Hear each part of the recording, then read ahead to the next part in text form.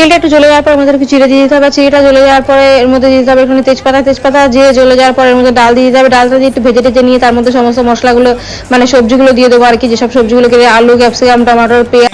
আর তোমরা বলো এটা আমি কি রান্না করছি আজকে, দিলাম কি রান্না করবো তার জন্য সমস্ত সবজি কেটে নিয়েছি। আর দিয়ে তারপরে সমস্ত এখানে বরবটি আছে, টমেটো আছে, গাজর আছে, ক্যাপসিকাম আছে, আলু আছে, সমস্ত কিছু দিয়ে একটু নেড়ে চেড়ে নিয়ে হলুদ দিয়ে দিলাম। আর ডাল শর্ট করেছে তাই একটু ডাল দিয়ে দিলাম আর একটুখানি এটা দিলাম অরহর ডাল, কারণ মুগের ডাল আমার কাছে শেষ হয়ে গেছে। একটু নেড়ে চেড়ে নিয়ে তারপরে আমি এবার একটু চাল দিয়ে দেবো। চালটা দিয়ে নেড়ে নেওয়ার পরে এবার কিন্তু আমি এর মধ্যে সোয়াবিন দিয়ে দেবো। যে সোয়াবিনগুলো আমি আগে থেকে ধুয়ে করে রেখেছিলাম, সোয়াবিনগুলো সেদ্ধ করে রেখে দিয়েছিলাম। আর সোয়াবিনগুলো সেদ্ধ করে সেগুলো দিয়ে একটুখানি কষিয়ে টষিয়ে নিয়ে এবার উপর দিয়ে ছেঁচড়ার করে জল দিয়ে দেবো। আর জল দিয়ে তারপরে আধা ঘন্টার জন্য এমনই রেস্টে রেখে দেবো, মানে গ্যাসটা জ্বালিয়ে। তারপরে লঙ্কা দিতে ভুলে গেছিলাম, পরে আবার লঙ্কা দিয়ে দিলাম। লঙ্কা দিয়ে দেখছো কড়াই পুরো উপুর চুপুর। তারপরে আমার কিন্তু রেডি হয়ে গেছে। আর অন্য একটা কড়াইয়ের মধ্যে আমি কিন্তু জিরে আর হচ্ছে তোমার তেজপাতা গরম করে কিন্তু উপর দিয়ে ফোড়ন দিয়েছি। আর